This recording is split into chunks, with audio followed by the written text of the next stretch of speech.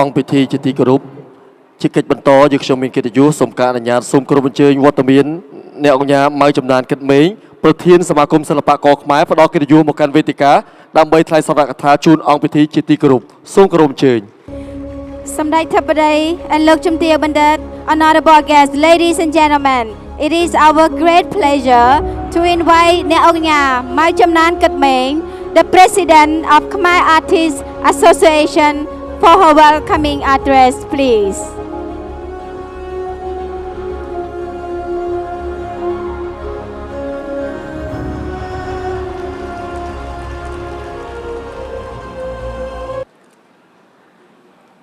Some group, some that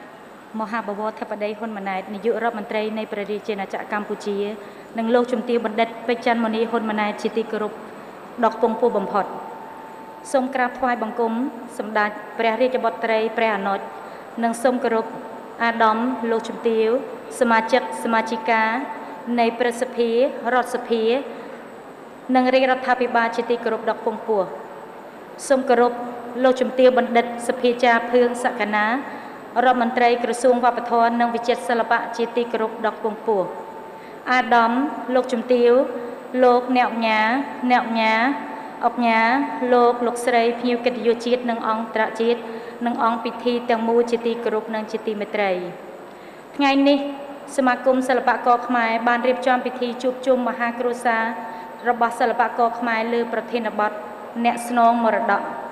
ក្រៅមធិបតីភាពដ៏ពំពោះជាទីបំផុតរបស់សម្ដេចមហាបវរធិបតីហ៊ុនម៉ាណែតនាយករដ្ឋមន្ត្រីនៃព្រះរាជាណាចក្រកម្ពុជានិងលោកជំទាវពេជ្រច័ន្ទមនីហ៊ុនម៉ាណែតព្រមទាំងព្រះវត្តមាននិងវត្តមានដ៏ខ្ពង់ខ្ពស់របស់សម្ដេចគណៈអធិបតីភ្ញៀវកិត្តិយសសិល្បករ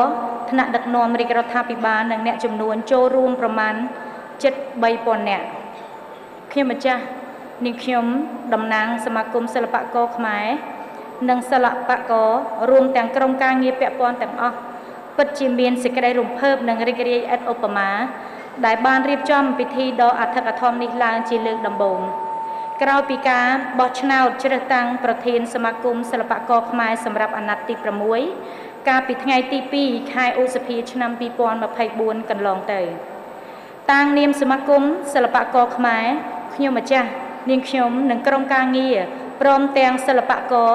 សូមថ្លែងអំណរព្រះគុណនិងអរគុណចំពោះព្រះវត្តមាននិងវត្តមានដ៏ឧត្តមឧត្តមរបស់សម្ដេចមហាបវរធិបតីលោកជំទាវបណ្ឌិតសម្ដេចអាដាមលោកជំទាវលោកអ្នកអុកញ៉ាលោកស្រីភ្ញៀវកិត្តិយសនៅក្នុងកម្មវិធីជំនួបដ៏សែនរីករាយនារាត្រីនេះ សម្ដេចមហាបវរធិបតីលោកជំទាវបណ្ឌិតនិងគណៈអធិបតីជាទីគោរពមេត្រីសមាគមសិល្បករខ្មែរបានបង្កើតឡើងនៅឆ្នាំ 2006 មកទល់នឹងពេលនេះមានរយៈពេល 17 ឆ្នាំមកហើយក្រោមការផ្ដួចផ្ដើមគំនិតពីសិល្បកររៀមច្បងដែលគិតមកទល់ពេលនេះមានរយៈពេល 6 អាណត្តិរាប់ទាំងអាណត្តិនេះផងដែរ ដែលនៅក្នុងនោះសមាគមសិល្បករខ្មែរអាណត្តិទី 1 ដឹកនាំដោយលោកអៀងស៊ីថុលអាណត្តិទី 2 ដឹកនាំដោយលោកមេងសុធីវ៉ាន់អាណត្តិទី 3 និងអាណត្តិទី 4 ដឹកនាំដោយលោកសុសម៉ាចអាណត្តិទី 5 ដឹកនាំដោយលោកជំទាវចនច័ន្ទលក្ខណានិងអាណត្តិទី 6 ដឹកនាំដោយរូបនាងខ្ញុំផ្ទាល់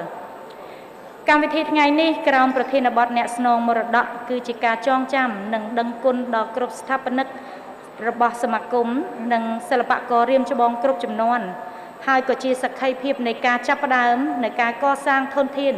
សិល្បករចំនួនថ្មីពីព្រឹទ្ធសិល្បករដែលជារៀមច្បងក្នុងក្តីរំពឹងថា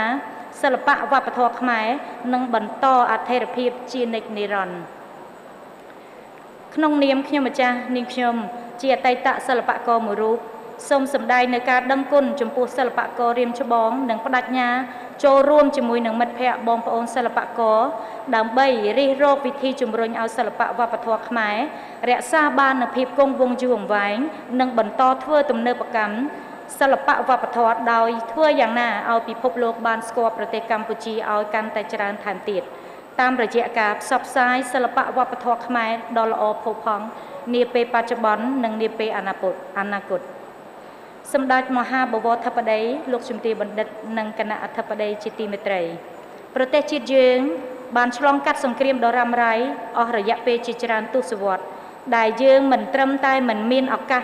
កសាងធនធានសិល្បករប៉ុណ្ណោះទេប៉ុន្តែយើងក៏បានបាត់បង់សិល្បករល្បីៗដូចជាអ្នកនិពន្ធអ្នកសម្ដែងនិងអ្នកចម្រៀងដែលអ្នកទាំងនោះត្រូវផ្ទេរចំណេះជំនាញនិងទេពកោសល្យដល់សិល្បករជំនាន់ក្រោយកម្មវិធីអ្នកស្នងមរតកនេះគឺឆ្លុះបញ្ចាំងឲ្យឃើញនៅការគិតគូររបស់សមាគមសិល្បករខ្មែរដោយផ្ដោតលើការរក្សាចាស់បង្កើតថ្មីនិងអភិវឌ្ឍក្រោមម្លប់សន្តិភាពដែលស្ថាបនាដោយសម្ដេចតេជោនិងក្រោមការដឹកនាំរបស់សម្ដេចធិបតីនាយករដ្ឋមន្ត្រីនៃព្រះរាជាណាចក្រកម្ពុជាវិស័យសំខាន់ត្រូវបានពង្រឹងបន្ថែមនិងអភិវឌ្ឍដែលក្នុងវិស័យទាំងនោះក៏រួមមានវប្បធម៌សិល្បៈនោះក៏ព្រោះតែវិស័យវប្បធម៌សិល្បៈពិតជានាំមកនៅសន្តិភាពផ្លូវចិត្តនិងជួយដល់កំណើនសេដ្ឋកិច្ចតាមរយៈការផ្សព្វផ្សាយផលិតផលវប្បធម៌សិល្បៈទាំងរូបិយនិងអរូបិយឆ្លៀតក្នុងឱកាសនេះដែរនាងខ្ញុំក៏សូមសម្ដែងនៅការដឹងគុណនិងអរគុណចំពោះសម្ដេចអគ្គមហាសេនាបតីតេជោហ៊ុនសែនដែលបានអនុញ្ញាតឲ្យរូបនាងខ្ញុំដឹកនាំប្រតិភូសមាគមសិល្បករខ្មែរចូលជួបសម្ដែងការគួសមនិងទទួលនៅអនុសាសន៍ដ៏ខ្ពង់ខ្ពស់ពីសម្ដេចតេជោកាលពីថ្ងៃទី28ខែឧសភាកន្លងមកនេះមិនតែប៉ុណ្ណោះសម្ដេចទាំងទ្វេបានចំណាយធនធានផ្ទាល់ខ្លួនក្នុងការជួយទ្រទ្រង់សកម្មភាពផ្សេងរបស់សមាគម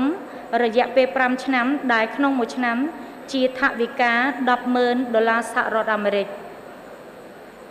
ឈរលើទស្សនៈរួមនេះបន្ទាប់ពីរូបនាងខ្ញុំបានជាប់ឆ្នោតក្លាយជាប្រធានសមាគមសិល្បករខ្មែរក្នុងអាណត្តិទី6ភ្លាមនោះដោយត្រឹមតែរយៈពេល3សប្តាហ៍ប៉ុណ្ណោះសមាគមបានខិតខំប្រឹងប្រែងរៀបចំនៅទីស្តីការសមាគមឲ្យបានសមរម្យ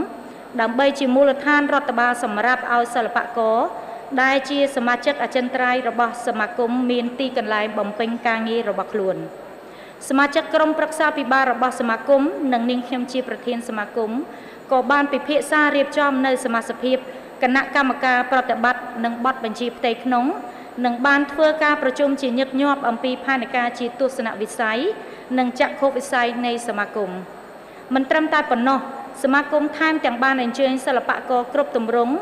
ដែលជាច្រើនរូបដែលសិក្សាតែជាសិល្បករដែលមានបទពិសោធន៍យូរឆ្នាំមកហើយនិងពិនិត្យនៅភាពអវិជ្ជមានផ្សេងដើម្បីធ្វើការកែតម្រង់ផងដែរចំណែកឯកិច្ចការសប្បុរសធម៌វិញសមាគមបានចុះសួរសុខទុក្ខដល់សិល្បករចាស់ជរាមានដូចជាវីរៈសិល្បករចាប់បៃដងវែងលោកតាគង់ណៃដែលសម្រាប់នៅព្យាបាលនៅមន្ទីរពេទ្យនិងលោកយាយភរិយាអធិរាជសម្លេងមាសស៊ីនស៊ីសមុទ្រនិងសិល្បករមួយចំនួនដែលជួបនៅបញ្ហាបាត់បង់ជីវិតឬគ្រួសារត្រូវបានបាត់បង់ជីវិតលើសពីនេះទៀតសមាគមក៏បានរួមចំណែកបរិច្ចាគដល់កម្មវិធីសម្ដែងសិល្បៈមួយចំនួនទៀតផងដែរដើម្បីរួមចំណែកជាមួយនឹងរាជរដ្ឋាភិបាលនិងក្រសួងវប្បធម៌និងវិចិត្រសិល្បៈដែលជាអាណាព្យាបាលជំនាញក្នុងការ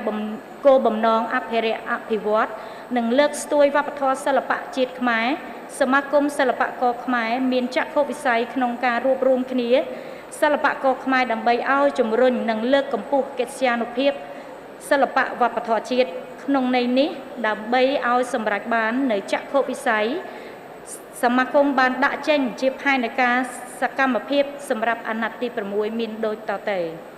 ទី1លើកកម្ពស់តម្លៃសិលធម៌សង្គមរបស់សិល្បករដើម្បីរក្សាឲ្យបាននៅកិត្តិយសស័ក្តិសមជាសិល្បករតំណាងជាតិតាមរយៈការអភិវឌ្ឍអភិរក្សសិល្បៈវប្បធម៌ជាតិនិងចងក្រងសមាជិកសិល្បករដែលពួកគាត់ជាកម្លាំងស្នូលទី2គៀងគរសប្បុរសជននិងអ្នកមានលទ្ធភាពដើម្បីស្វែងរកសប្បុរសក្នុងការជួយលើកស្ទួយសិល្បៈវប្បធម៌និងជាពិសេសស្វែងរកធនធានសម្រាប់ការបណ្ដុះបណ្ដាលនិងដុសខាត់សមត្ថភាពយុវសិល្បករឲ្យកើតនៅស្នាដៃសិល្បៈថ្មីដែលរក្សាភ្ជាប់ជួននៅអត្តសញ្ញាណជាតិឆ្ពោះទៅរកការគ្រប់គ្រងនៅលើឆាកអន្តរជាតិទី3ជំរុញសកម្មភាពឧស្សាហកម្មវប្បធម៌សិល្បៈតាមរយៈការបង្កើតស្នាដៃផលិតកម្មសិល្បៈគ្រប់ទម្រង់ ក្នុងគោលបំណងផ្ដល់ឱកាសការងារជូនដល់សិល្បករអ្នកនិពន្ធអ្នកពាក់ព័ន្ធរួមចំណាយជាមួយនឹងរាជរដ្ឋាភិបាលនិងក្រសួងពាក់ព័ន្ធក្នុងឆន្ទៈរួមជាកម្លាំងដើម្បីពង្រីកនៅការផ្សព្វផ្សាយអំពីវប្បធម៌និងទេសចរនិងការអប់រំសីលធម៌សង្គមឲ្យបានកាន់តែល្អប្រសើរថែមទៀតនិងអាចចែករំលែកដល់ការគាំពៀជួយទ្រទ្រង់សិល្បករចាស់ជរានិងអ្នកបាត់បង់សមត្ថភាពទី4បញ្ចូលវិស័យវប្បធម៌សិល្បៈទៅក្នុងប្រព័ន្ធទំនើបកម្មបែបបច្ចេកវិទ្យា Digital ដើម្បីជំរុញការផ្លាស់ប្ដូរវប្បធម៌សិល្បៈគ្នាទៅវិញទៅមកក្នុងប្លុកអាស៊ាននិងតំបន់ដទៃទៀតក្នុងពិភពលោកទី5សហការជាមួយក្រសួងស្ថាប័នពាក់ព័ន្ធអង្គការមិនមែនរដ្ឋាភិបាលមានដូចជាកាកក្របាត់ក្រហមសហភាពសហព័ន្ធយុវជនកម្ពុជាសមាគមកាយរដ្ឋកម្ពុជាសមាគមពេទ្យស្ម័គ្រចិត្តធីតាជាដើមដើម្បីសម្រេចបាននៅផែនការសកម្មភាពទាំងនេះសមាគមសូមគោរពស្នើសូមសម្ដេចនាយករដ្ឋមន្ត្រីមេត្តាពិចារណានៅការអនុគ្រោះបង់ពន្ធមួយរយៈចំពោះវណ្ណកម្មទាំងឡាយដែលត្រូវបានបង្កើតឡើងដោយសមាគមសិល្បករខ្មែរដើម្បីធានានៅនិរន្តរភាពសមាគមឲ្យមានលទ្ធភាពបង្កើតសកម្មភាពនានាក្នុងការលើកកម្ពស់សិល្បៈវប្បធម៌ខ្មែរសម្ដេចមហាបវរធិបតីនិងលោកជំទាវបណ្ឌិតនិងគណៈអធិបតីជាទីមេត្រីការបដិញ្ញាចិត្តនិងឆន្ទៈរបស់នាងខ្ញុំជាប្រធានសមាគមសិល្បករខ្មែរនៅក្នុងអាណត្តិទី6នេះពិតតែធំធេងអាចលើសពីសមត្ថភាពនិងលទ្ធភាពបច្ចុប្បន្នក៏ប៉ុន្តែសមាគមនឹងខិតខំបំពេញមហិច្ឆតានៃគោលបំណងនេះឲ្យបានជាបន្តបន្ទាប់ព្រោះសមាគមមានការជឿជាក់ទៅលើសមាជិកនៃក្រុមប្រឹក្សាពិបាលដែលមានសមាជិកភាពមកពីអន្តរវិស័យពាក់ព័ន្ធគណៈកម្មការប្រតិបត្តិនិងទីប្រឹក្សាល្អៗជាច្រើនរបស់សមាគមដែលសុទ្ធសឹងតែជាអ្នកមានសមត្ថភាពនិងមានឆន្ទៈរួមដូចគ្នាព្រមទាំងមានសិល្បករសមាជិកសិល្បករជាច្រើនដែលជាកម្លាំងសាមគ្គីដែលមិនអាចខ្វះបានជាពិសេសទៀតនោះសមាគមសង្ឃឹមយ៉ាងមុតមមថានឹងមានសប្បុរសជនជាច្រើនដែលជួយបន្តជួយការគ្រប់គ្រងឲ្យសមាគមសិល្បករខ្មែរអាចបំពេញបេសកកម្មដ៏ធំធេងជូនជាតិនិងរាជរដ្ឋាភិបាលជាទីបញ្ចប់ក្នុងនាមសមាគមសិល្បករខ្មែរនាងខ្ញុំសូមគោរពបួងសួងដល់បារមីនិងវត្ថុស័ក្តិសិទ្ធិទាំងឡាយតាមជួយថែរក្សានិងប្រោសប្រទាននៅសពសាធិការពរជ័យជូនដល់សម្ដេចមហាបវរធិបតីហ៊ុនម៉ាណែតនាយករដ្ឋមន្ត្រីនៃព្រះរាជាណាចក្រកម្ពុជានិងលោកជំទាវបណ្ឌិតពិតច័ន្ទមុនីហ៊ុនម៉ាណែតព្រមទាំងបុត្រាបុត្រីសូមប្រកបនៅសុខភាពល្អបរិបូរណ៍និងទទួលបានជោគជ័យគ្រប់ភារកិច្ចការងារនាងខ្ញុំសូមគោរពថ្វាយប្រពរនិងជូនពរដល់សម្ដេចអាយដាមលោកជំទាវលោកអ្នកញាលោកស្រីភ្ញៀវកិត្តិយសជាតិនិងអន្តរជាតិនិងបងប្អូនសិល្បករព្រមទាំងអង្គពិធីទាំងមូលសូមប្រកបនៅពុទ្ធពរទាំង4ប្រការគឺអាយុវណ្ណៈសុខៈពលៈកុំបីឃ្លិចឃ្លាយឡើយ